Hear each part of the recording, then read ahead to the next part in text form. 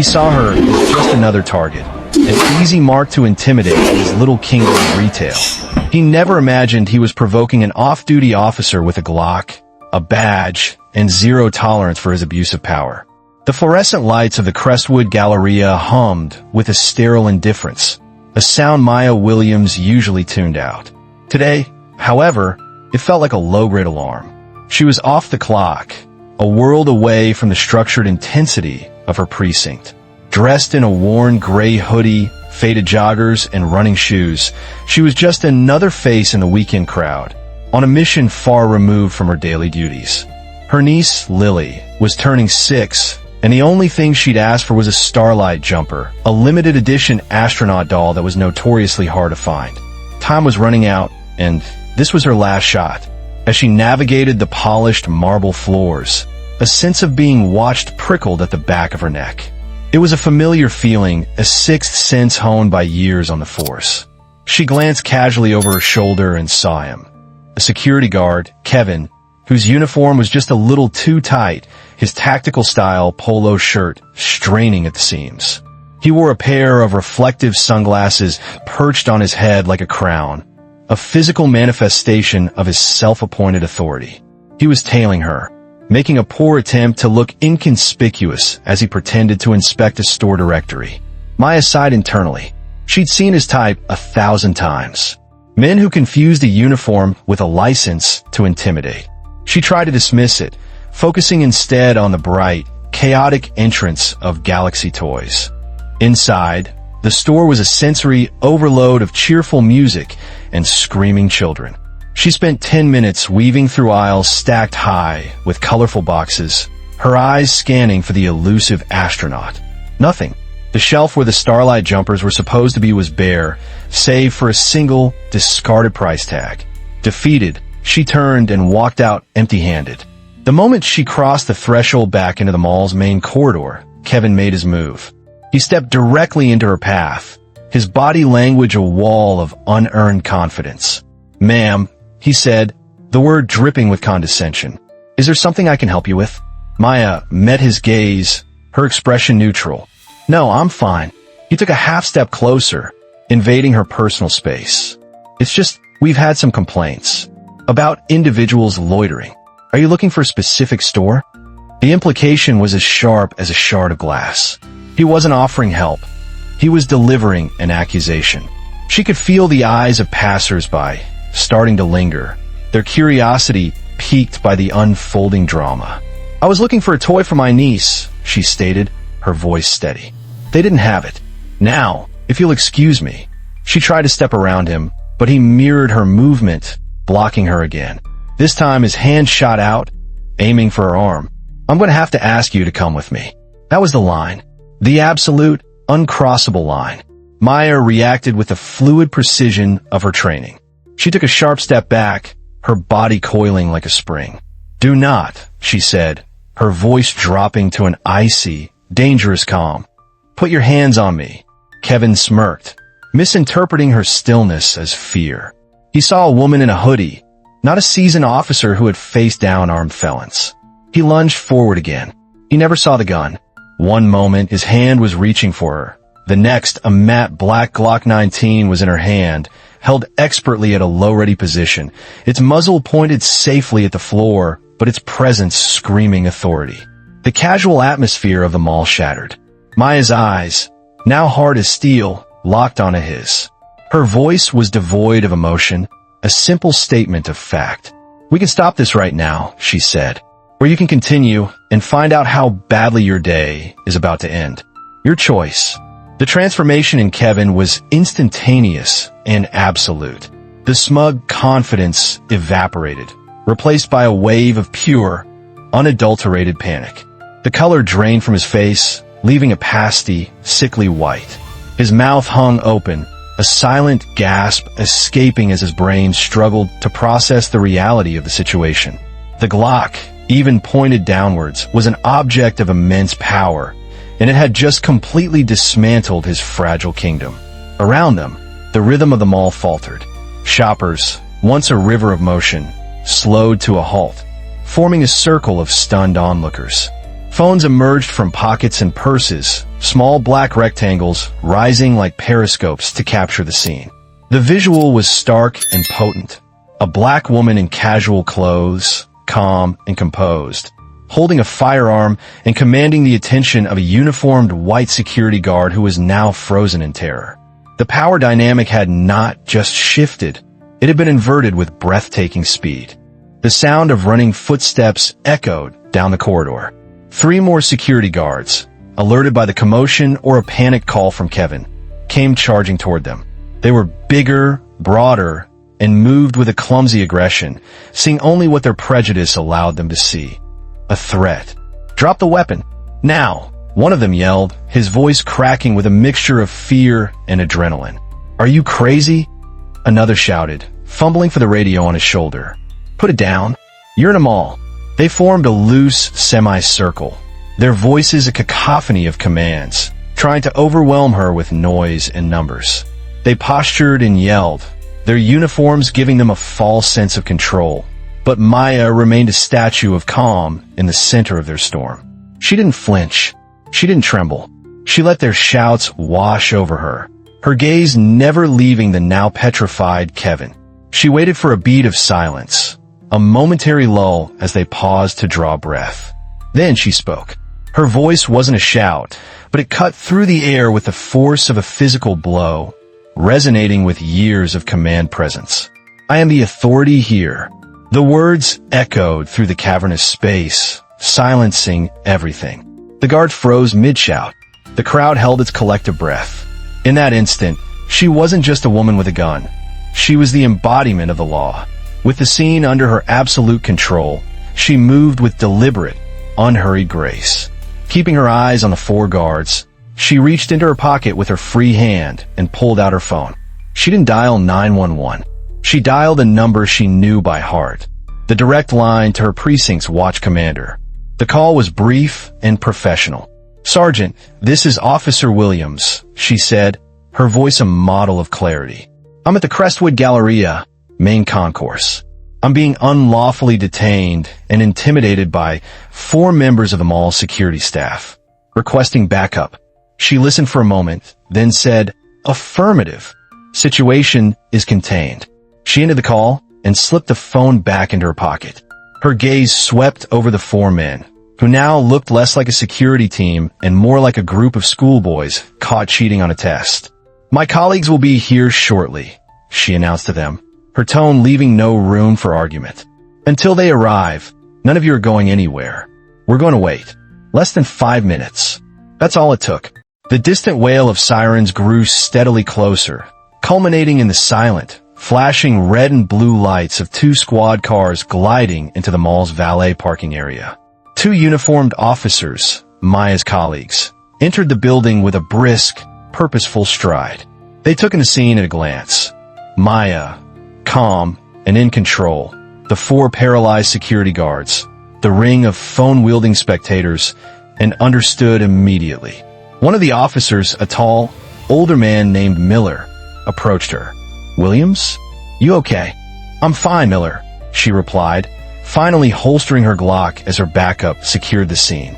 She pulled her badge and ID from her back pocket and presented it. "It started with a baseless stop by this one," she said, nodding toward the still pale Kevin. "Racial profiling. When I refused to be unlawfully detained, he assaulted me. His colleagues joined in with threats and intimidation, even after I verbally identified myself as law enforcement." Kevin, finding a sliver of his voice, began to stammer. She pulled a gun on me. I was just doing my job." Maya turned her head slowly, fixing him with a look that could freeze fire. "Your job? Was your job to harass a citizen based on the color of her skin? Was it to escalate a situation with physical force when no crime had been committed? You had your chance to talk. You chose to shout. You chose to grab." She paused, letting the weight of her words sink in. "Now, you can talk to my sergeant." The 4 guards were officially escorted away, their bluster replaced by a sullen, defeated silence. As the crowd began to disperse, the videos were already hitting the internet. Hashtag Mall Cop Showdown and hashtag Justice for Jane Doe, before her identity was known, were starting to trend. By the time Maya was giving her official statement back at the precinct, the Crestwood Galleria's PR department had released a hastily written statement, a masterpiece of corporate non-apology. It spoke of regret for any misunderstanding and promised a full internal review. But the story wasn't over. As the youngest of the 4 guards was being processed, a kid who looked barely out of his teens, he caught Maya's eye. He was terrified, not of the charges, but of something else.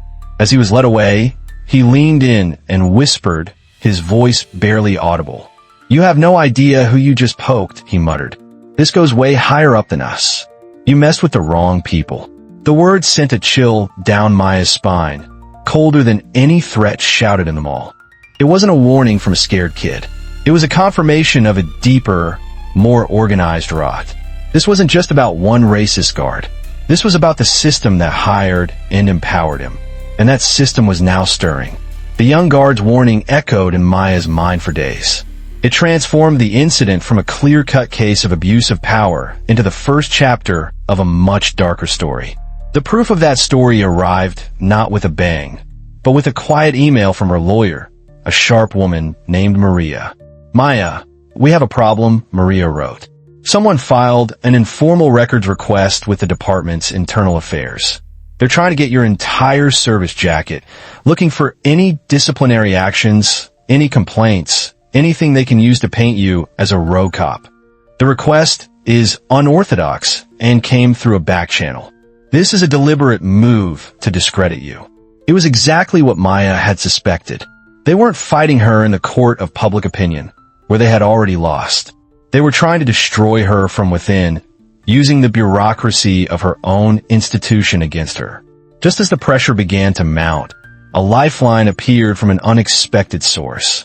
A direct message on a private social media account, sent from a profile with no name or picture. "You're not the first one," the message read. "They just never expected their target to be a cop. I have proof. If you want to talk, meet me." Maya agreed immediately. The meeting was set for a small, out-of-the-way coffee shop in a quiet suburb. The source was a young woman named Jenna, a former marketing assistant at the Crestwood Galleria. She was nervous, her hands trembling as she clutched a manila folder. "I was fired 2 months ago," Jenna explained, her voice low. "I question what they called their risk filtration policy. It's not a written rule, but it's understood by all security personnel. It's a profile. They target who to follow, who to watch, and who to intimidate." She opened the folder. Inside were photocopies of internal emails and security observation logs. The logs, chillingly, included grainy photos of shoppers, all of them black or Latino, all dressed in what the reports deemed non-aspirational attire, and all flagged for suspicious behavior like lingering without purchase or walking alone. "This isn't a policy," Maya said, her voice tight with fury. "This is a hunt. They call it proactive security," Jenna whispered. "And the man who designed it, the one who signs off on everything, is David Vance, the director of operations. He's a ghost, never in the press, never at events. But he runs everything from the shadows." The name clicked everything into place. The final piece of the puzzle came from a trusted informant Maya had cultivated over years on the force, a low-level tech in the mall's IT department. He was hesitant, but the video of her standoff had emboldened him. He forwarded her a screenshot of a text exchange he'd seen on a manager's phone. The exchange was between David Vance and an unknown contact labeled only as Dr. "Vance, she's going to ruin everything. The media is eating it up. DR, then burner file. Find something, anything, a uniform infraction, a late report. Make her the problem. This needs to die by next week." There it was. Cold, hard proof. This wasn't paranoia. It was a coordinated, malicious conspiracy orchestrated from the very top. It was no longer just about her. It was about every single person who had been targeted by Vance's silent, racist machine. And Maya was about to take that machine apart, piece by piece. Armed with Jenna's documents and the damning text messages, Maya and her lawyer, Maria, went on the offensive. They bypassed a simple civil suit and filed a formal complaint with the district attorney's office, alleging not just discrimination, but a pattern of racketeering and institutionalized racism, naming David Vance and his security contractor as the architects of a criminal enterprise. The case had officially escalated from a personal injustice to a systemic indictment. Vance's machine fought back, just as she knew it would. Anonymous sources began feeding stories to tabloid blogs and right-wing news sites. The narrative was subtle but poisonous. Was Officer Williams emotionally unstable? Did she overreact, using her authority to bully a simple security guard? They were trying to muddy the waters, to turn her righteous anger into a character flaw. But Maya was 2 steps ahead. She reached out to Ben Carter, a Pulitzer-nominated investigative journalist, known for his relentless exposés on corporate corruption. In a clandestine meeting, she laid out everything she had: the emails, the logs, the text messages, Jenna's testimony. Carter's eyes lit up with a familiar fire. He wasn't just seeing a story. He was seeing a symptom of a national disease. 3 days later, the first article of his series, The Architecture of Suspicion: How Racism Became Security Policy in Luxury Malls, was published online. It was a bombshell. The report meticulously detailed Vance's risk filtration policy, featuring anonymous interviews with other guards who confirmed the unwritten rules. It connected the dots, showing how a culture of fear and prejudice was not an accident, but a business model. The public response was immediate and overwhelming. Vance's company responded by announcing his temporary leave to cooperate with investigations. It was too little, too late. The dam had broken. The counterattack became more personal, more desperate. One night, just after 3 a.m., Maya was jolted awake by a single, sharp knock on her apartment door. Her training took over. She grabbed her weapon, moved silently to the door, and peered through the peephole. Nothing. She waited a full minute before cautiously opening it. On the floor was a plain brown envelope. Inside was a telephoto shot of her talking to Ben Carter, clearly taken from a distance. Beneath it, a single, handwritten sentence: "You don't know who you're messing with. It's not too late to walk away." A cold smile touched her lips. It wasn't a smile of amusement, but of certainty. They thought this would scare her. Instead, it confirmed she was winning. The next evening, she walked onto the set of a national news program for a live interview. She wore no uniform, no badge. She was dressed in a simple black blouse, her expression calm, her voice unwavering as she looked directly into the camera. "They want you to believe I'm an angry black woman who overreacted," she began, her voice resonating with quiet power. "The truth is, I am an angry black woman. I am angry that in this country, the color of my skin can be mistaken for a threat. I am angry that a man with a security badge felt he had more authority than a citizen with rights. This isn't about my feelings. This is about a system that creates men like him." She leaned forward slightly. "And I'm not walking away. I'm just getting started." That interview was the tipping point. It transformed a local news story into a national movement.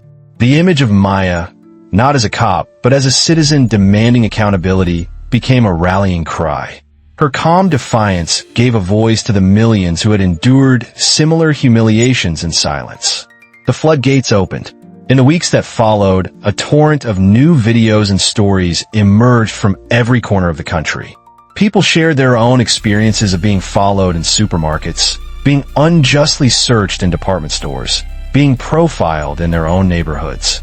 The hashtag I am a suspect trended for days, with each post adding another crack to the facade of polite society. Maya's name became a shorthand for resistance. The institutional response, once sluggish, became swift and decisive. The Department of Justice, spurred by public pressure, launched a federal investigation into the practices of private security firms nationwide. A special commission was formed to draft a national protocol for anti-discrimination training and accountability in private establishments, a real law with real penalties, not just another corporate press release. At the Crestwood Galleria, the fallout was total. The entire senior management team, including the CEO, was forced to resign. The security firm had its contract terminated and faced a barrage of lawsuits that would ultimately lead to its bankruptcy. And David Vance, the man behind the curtain, was indicted on multiple federal charges, including conspiracy and civil rights violations. He had tried to erase her, but in the end, it was his own empire that crumbled to dust. In a final, quiet victory, the internal complaint against Maya was unceremoniously dismissed by the police review board. Their ruling stated that her actions were not only justified, but were a textbook example of de-escalation followed by necessary control of a hostile situation. What was meant to be a stain on her record became a commendation. A year later, Maya stood at a podium at an international human rights conference in Geneva. She recounted the story from the beginning, showing the viral video of the confrontation. "I don't want to be remembered as the woman who pulled a gun," she told the packed auditorium. "I want to be remembered as the woman who pulled back the curtain. I want to be remembered for proving that when you refuse to be silenced, you give power to everyone who has ever been told they don't belong." The applause was thunderous.